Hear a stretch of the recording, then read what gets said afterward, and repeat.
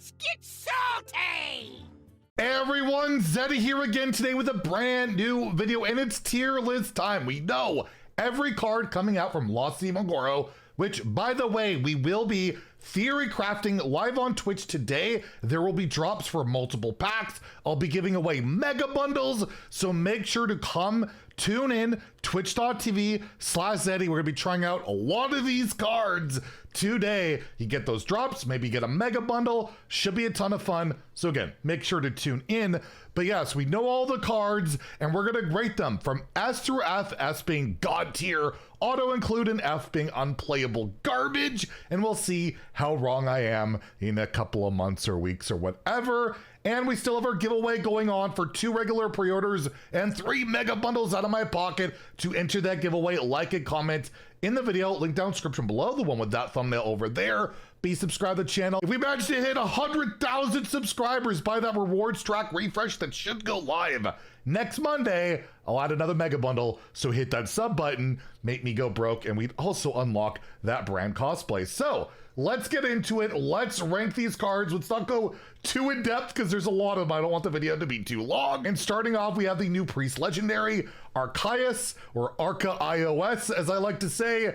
3 mana, 1/6 beast. Whenever another friendly minion attacks, set its health equal to this minion's health. Similar to like High Priestess Amet, but more proactive. So you just got a bunch of tokens on the board. They attack, they go to 6 health, or this has been hand buffed. That could be an incredibly hard board to deal with. Very aggressive, and we know the aggressive priest decks are really good right now. I'm giving this an A. I think it's just super strong, really annoying, very snowbally, and yeah, that face on that card is also quite terrifying. Speaking of snowballing, we have Brolma Searstone, 3 mana, 1/5 Shaman Legendary. Your elementals deal 1 extra damage, so similar to Void Touch Attendant, but one-sided. And let's say our like Sizzle Death Rattle card goes off, you get extra damage on that Death Rattle on top of the minion itself. And I'm really sold on Elemental Shaman, and I feel like this could be a good finisher, a good snowball style of card. I think it sees play, but only in those elemental decks, so I'll give it a B, but it's certainly a card to look out for. We have City Chief Esho, the neutral legendary, 6 mana, 5/7 battle cry. If every minion in your deck shares a minion type, give your other minions +2/+2 wherever they are. So if your minions in the deck, on the battlefield, in your hand, they will get buffed. It doesn't buff like stuff created later. But yeah, you're playing a pure tribal deck, maybe Murlocs, maybe Elementals. That could be really good, although the prior legendary for Elemental Shaman, not so great. It's pretty expensive, but you get a ton of stats, and I feel like some tribal deck somewhere will utilize this. It'll be a high roll. It'll be a slower one, but I think it can see some fringe ladder play, so we'll give it a B. We have Dive the Galaka Depths, the Paladin legendary quest. It's repeatable. The first ever quest, meaning I play this for 1, and when I complete it, it will be replayed automatically without having to spend more mana. All you have to do is summon 5 Murlocs, not even play, you just have to summon them. Reward, Murlocs you summon gain +1/+1. So after it's completed, once I start summoning more Murlocs, they will get buffed, not the ones currently on the board. And you can get up to like +1/+1, +2/+2/+3. You keep getting bigger and bigger, and that can really help you fight for board. Not that hard to complete. It does take a card in your opening mulligan, which kind of hurts an aggressive deck. You really want to play a Murloc on 1, so that's got that kind of counter synergy going on, but I think this could see play. I'll give it a B. Definitely something to look out for when those Murlocs get really, really thick. And Grunty becomes the 4-star card I prophesized all along. Next, we have Elise the Navigator. Battle cry, if your deck started with 10 cards of different costs, you craft a custom location. She's a 4 mana, 3/5, and yeah, you get to pick between a 1, 5, and 10 mana location that all have 3 durability. The effects vary from a Death Rattle dealing 3, 5, 10 damage to all enemies. Your next spell has spell damage +1, 2, or 4. Discover a spell, costs 1, 4, 7 less. Give your characters +1, +2, +4 attack this turn. Summon 1, 3, or 6 2/1 raptors with rush. You can gain 3, 6, or 12 armor, or you can summon a 1/1, 5/5, 10/10 copy of a friendly minion. The summon to me basically a copy of a minion can be really strong. To say Alonius, like that could be really good. There's a lot of great stuff going on with this card. It will just be, can I play that many different style of like mana cost cards in my deck? Not a lot will be able to get away with it, but the ones that will, I think will absolutely be able to utilize Elise. So again, we're gonna give it a B. I think she sees some play. Endbringer Umbra, 7 mana, 6/6 neutral legendary. Battlecry, trigger the death rattles of 5 friendly minions that die this game. This is already seeing play right now. Pretty good, and more death rattles come along. It gets even better. I'm gonna give it an A. It's a solid card already, and it's only going to get better. We have Enter the Lost City, the warrior quest of literally just surviving 10 turns. Your reward is Latorvius, Gaze of the City, which gets 2 random Journey to Ungoro quest rewards. You shuffle the rest into your deck, so you gotta survive 10 turns. You gotta play a 5 mana 8/8. You get 2 completely random quest rewards that could be useless, or like a time warp and be really good. It's a really hard one to evaluate. I really want it to be good because it looks kind of fun, but it's probably not going to make the cut. I'm going to give it a C, but in my heart, it's like an S tier card because I love my slow, grindy control warrior decks, and I would love for it to see play. So hopefully I am very wrong on that one. Next, we have the Entomologist or Entomologist Toru, 9 mana, 7/7 Battlecry. Put each minion in your hand into 0/1 jars that cost 1. Break them to release the minion. So you gotta acquire a bunch of really expensive minions that you're gonna benefit from just summoning and not losing the battle cry. I've got to play these 1 mana jars. I then have to destroy these 1 mana jars. Incredibly slow, incredibly janky. It could be a lot of mana cheat, but it requires way too much work. Yeah, I'm giving that one an F. I don't see it happening whatsoever. We have the Warlock quest in Escape the Underfell, where the quest is play 6 temporary cards, reward Underfell Rift. And the Rift is a 5 mana spell that summons basically a portal that can infinitely, as long as you feed it a card, summon 2 random fell beasts. So you have the Fell Screamer, which is a 5/3 rush lifesteal. You have the Fell Raptor, which is charge and elusive, is a 4/4, and you have the Fell Horn, which is a 3/5 taunt reborn. Almost animal companionish yet again. And yeah, this quest is really easy to complete, in my opinion. And basically throughout the rest of the game, you can create temporary cards, feed that portal, and get lifesteal, get charge, get taunt. That seems really powerful to me. It's an easy quest to complete with effectively infinite value, and the card you feed to that portal doesn't even consume the mana. It's free.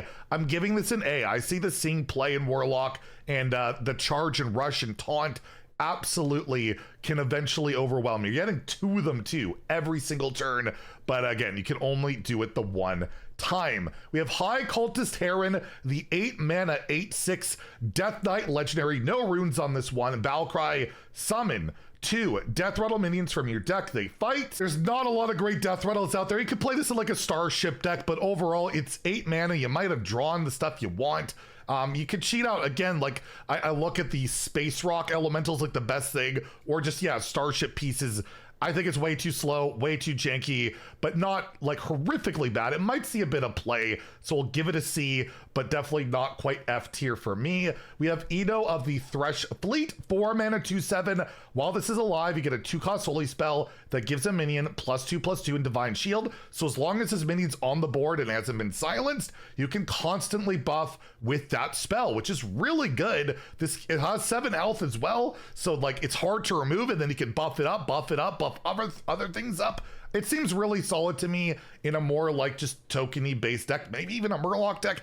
I don't know, spell centric, you never know. And it's a holy spell, can discount flickering light bots and things like that. I'll give it a B. I could absolutely see it seeing play. Paladin just always finds a way these days with almost all their cards, it feels like. Next we have Krog Crater King, a 9 mana 8/7 neutral beast. At the end of your turn, set the attack and health of all enemy minions to 1. So this kind of nullifies any large board, although it doesn't remove it, so it can still be buffed. And there's minions out there, but yeah, they're set to 1/1s. If this doesn't die, it will continue to do that after every turn. but it's very expensive. The effect itself doesn't even really deal with the board. It kind of, again, it's a stall type of tactic, but not amazing. And if you could get this out a bit earlier, maybe, but only Hunter can really do that with Imbue. And if you're playing Imbue Hunter, there's better things to do than Krog, Crater King. So unfortunately, I gotta give it an F. I don't think this sees any meta play whatsoever. We have the Rogue Quest, which I love, Lie in Wait, where you have to shuffle cards into your deck 5 separate times. Your reward is a hero card in Master Dusk. This has the battle cry of summoning 2 3/3 ninjas with stealth, and ninjas now shuffle back into your deck when they die, effectively going infinite, unless they're straight up like poofed off the board or stolen in some way, polymorphed. The hero card itself is 5 mana. You get that 5 armor, and you get that 1 mana hero power where you draw 2 cards that didn't start in your deck, which could be really good with like asteroid cards, Incendious. It will be pretty slow to complete this quest, most likely, even with the Shadow Steps of the World, and then you really got to start shuffling, getting that to make you win the game. It could be difficult, but I'm gonna believe in this quest to be a playable meta card. I want to summon infinite Ninja Turtles, all right? I want to, so I'm gonna give it a B. I think it could see some play. We have Lo the Living Legend, a 7 mana 5/5 Druid legendary. Battle Cry, your minions cost 5 this game. This is a constant effect, and if you have like a giant, like say the Seaside Giant, it will start at 5 and be discounted for every location. Or the giant that where you draw, right? If you've drawn 5 cards, it'll be 0 mana. Basically, you play low, that giant will be 0, Ceaseless will be 0. You can cheat out some giants or some bigger minions. An Ultra Gigasaur, these type of cards have historically found a way to break Hearthstone, whether it happens this expansion, in Wild, or in the future. I wouldn't sleep on it. I will give this an A, because yes, Mass Mana Cheat is pretty darn good. We have Nablia the Watcher, a 6 mana 5/7 warrior legendary. Battle Cry, summon copies of your damaged minions. Give the copies rush, so pretty dead card unless you have a few minions on the board that are damaged. You can set it up with the new weapon or a whirlwind effect. That could be all right, but pretty expensive, pretty greedy, although would be amazing to hit a Totola, or Totola, whatever you call it. I don't think it makes the cut, but it's close. It absolutely could. I will give it a C as something you might want to consider. I don't see it actually slotting into a meta deck. We have Neri of the Crater, a Hunter legendary 3 mana 2/5. Whenever you play a 1-cost minion, you double its stats. So that could be really good with the Imbue hero power, because it does count that. Like I have a 1 mana Magma Hound or whatever it's called, that would double its stats or whatever, right? So that could be really effective. But more importantly, whenever you cast a 1-cost spell, cast it twice. So tracking up, drawing 2, any Grift Up amulet in particular, I'm dealing double. So like dealing 12 instead of 6. That could be an OTK enabler, a value enabler. It can do a ton of crazy stuff. It has 5 health, so it's even hard to remove if you play it on curve. And cards like Rangari Scout can absolutely make this just even crazier than what you can even expect it to normally do. It's an S for me. I think this will be a meta-defining Hunter legendary for quite some time, unless it gets nerfed, which a lot of cards like this end up getting nerfed. Hello, Sonia. Opu the Unseen, the 6 mana 6/4 rogue legendary, battle cry and combo and death rattle. Cast Fan of Knives. So it's like 6 mana, draw 3, deal 3 AoE, and that's pretty good. And especially with Sandbox Scoundrel, getting it out for cheaper, just letting you cycle, fight for board. I don't think it's the sexiest rogue legendary ever, but it absolutely could see some real play. I'm giving it a low A. I think it's that solid. You just don't want to play it in the very aggressive rogue decks. We have Razordeer, the Warlock legendary, 4 mana 7/7. It's a demon, it's a beast. It has Battle Cry, discard a random card from your hand, which could be upside depending on the deck you play. However, Kindred, meaning I played a demon or a beast the prior turn, you discard it from your opponent's hand instead. Kind of disruption, really annoying. Plus it's a 4 mana 7/7 you might not want to really be ignoring, right? So that could be pretty strong. If you're playing just a decent amount of demon and beast, I could absolutely see this seeing play. Insane stats with a potential upside. Waste Remover got nerfed back in the day for that reason, and as a result, I'll give it a B. I think it's got a shot in aggressive Warlock decks, or maybe just more mid-rangey ones for sure, or if discard ever emerges again, that certainly could work out. We have the Priest quest in Reach Equilibrium. It's 2 quests in 1, where you have to cast 5 holy spells to get Life's Breath, which is a 5 mana 4/4 with Taunt, Battlecry, summon a copy of this. You also have the reward for casting 5 shadow spells in Death's Touch, which is Solotos Death's Touch, which is a 5 mana 4/4 with Reborn, Death Rattle, deal 5 damage to a random enemy, and if you've managed to hold these 2 rewards, they will combine into Cycle's Rebirth, which is a 5 mana 8/8 with Taunt, Reborn, Battle Cry, summon a copy of this Death Rattle, deal 5 damage to a random enemy. So you got like 20 damage in 1 card, a bunch of Taunt, it's got Reborn, and maybe we play Umbra after all this and deal an incredible amount of damage. Copy this up with other effects in the game, get more of them. It is an insane style of win condition for Priest. The issue is I've got to cast 10 spells of the Holy and Shadow variety. It'll be pretty easy to do with Shadow spells, considering there's a drink that gets you 3 out of the 5. Holy might be a bit tougher, but overall, I think this sees play in Priest. I will give it an A. I think it's a win condition that slower Priest decks have really, really needed. Deathlike, it's Reanimate the Terror, where you have a quest of spending 18 corpses. This has 2 blood runes, 1 unholy. Your reward is Tyrax's Bone Terror. And basically, Bone Terror is a 5 mana 8/8 undead beast that has Death Rattle, open Terror's Grave. It has Death Rattle, re-summon Tyrax, and yes, you get that location. It could deal 4 damage. Once the location is destroyed, you re-summon Tyrax. It's like an infinite loop. It's very slow. You can copy the location and get more of them. But yeah, spending corpses can take some time. You can do a big corpse explosion, and that could do it by itself potentially. But 18 is a lot. It's very slow, and your reward is also slow and just does incremental damage over time. Not even every turn, because a location has to wait. I think it's much too slow. It doesn't make the cut.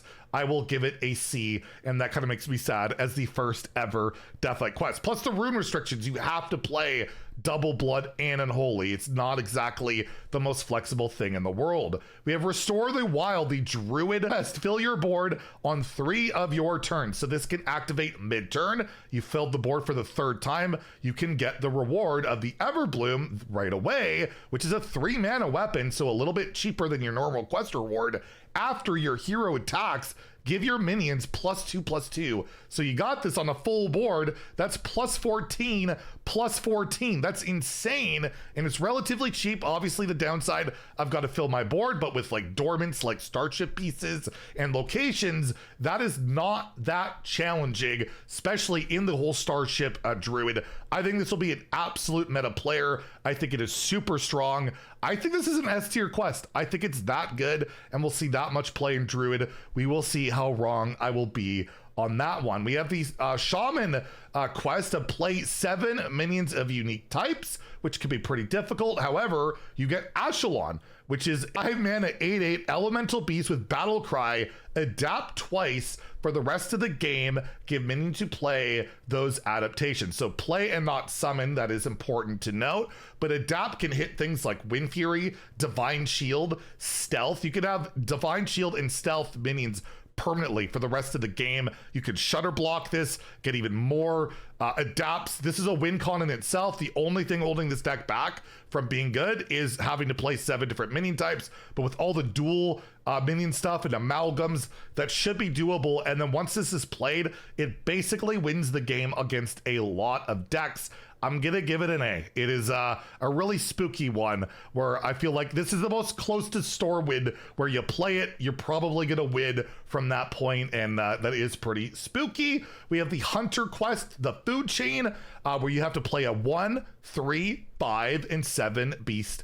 7 attack beast. Your reward is Shock, which is a 5 mana 9/9 rush beast. With Battle Cry, you get a random 8 6, and 4 attack beast set their cost to 2. So you do all this odd stuff to get some even rewards. It's a bunch of value, and Beast Hunter looks really good. I'm just wondering if Beast Hunter will even bother with a quest, because I just feel like you're going to play your buff spell and do some really good stuff. I don't really know if I want to waste a card on my quest and then have to complete this. I don't think it's that bad. It's a pretty good value bomb. It's all proactive. I'll give it a B, but I wouldn't be surprised if Hunter is really good and just goes full on beast and doesn't even bother with the quest. We have the Mage quest, the Forbidden Sequence, which is a quest to discover 8 cards. So only 8 cards. That's not that hard to do in Mage in particular. Your reward is the Origin Stone, which is a 3-mana weapon. No attack, but 8 durability. After you discover a card, this plays the other options, which can be nutty. Lose 1 durability. So just like Tide Pools can almost complete this. You have Pocket Dimension. It's so easy to complete this quest. And then you get to that Origin Stone, and let's say I just play the whole freaking Malord thing and get 2 Wild Gods played for free on the board. That could be really good, right? There's so much potential for this. There's not much build around because you just want to discover cards in Mage a lot. I could see this seeing absolute play in a slower Mage deck, more mid-range style of deck. Absolutely think it's strong. I'm gonna give it an A. We have Titanographer Osk, the 7-mana 7/7 Mage legendary, gains a random Titan ability in your hand that changes each turn. So I'm not gonna list them all. There's only a few exceptions that aren't included, like draw overload cards, buff your weapon, and I believe there's one related to buffing your imps and giving them taunt. Everything else is basically eligible, but it's a huge variance on them, and it's not a Titan itself, right? It doesn't have a passive thing going on like a lot of them do. It just can use that one ability. It could see play because those abilities on average are pretty insane. There's not a lot of bad ones, but at the end of the day, it's still a 7-mana card, and you use that ability and it's done, unlike a Titan, which could keep doing other things. I'll give it a C, but I wouldn't be shocked again if it could see a bit of play. We have Torga, a 4-mana 2/7 undead beast. Battlecry, you draw a Kindred card and another card that activates it. So Kindred, again, is when you've played something the prior turn that matches either the tribe of the minion or the spell school. So you're tutoring 2 specific cards that have direct synergy with each other, and you're getting a 2/7 on the board. This will slot into a lot of decks. Like, it's, again, not the sexiest legendary in the world. I absolutely think this sees a lot of play because neutral card draw is valuable, and especially when it tutors and the tutoring has synergy. I ain't scoffing at that. It gets an A. And the final card is the Demon Hunter quest, Unleash the Colossus. You need to deal exactly 2 damage to an enemy on your turn 15 times, which is not as hard as it looks. Your reward, a Gorishi Colossus, which has Battle Cry for the rest of the game. Whenever you deal exactly 2 damage to an enemy, deal 2 more. It's a 5-mana 8/8. This is going to snowball so hard. And you got a card like Hot Coals or Nightshade Tea or whatever it's called. You can get this done really fast. Or the Wyvern Slumber. Again, those AoE accounts for each tick on the board, or if it goes face. You get that done, and all of a sudden, every 2 is dealing 4. And that can just get out of control and kill fast. I think this is arguably the best quest of the entire expansion. I'm spooked on this one. I think it'll be really good. I'm giving it an S. I'm giving it the 3rd S rating, and that is all the ratings for this tier list. Let me know in the comments down below what you agree with, what you disagree with, and again, we will be theory crafting a bunch of these cards later today. Come hang out over at the Twitch channel, earn your drops, maybe get a mega bundle, and if you enjoyed the video, please like and subscribe. Have a great day, and stay salty, my friends.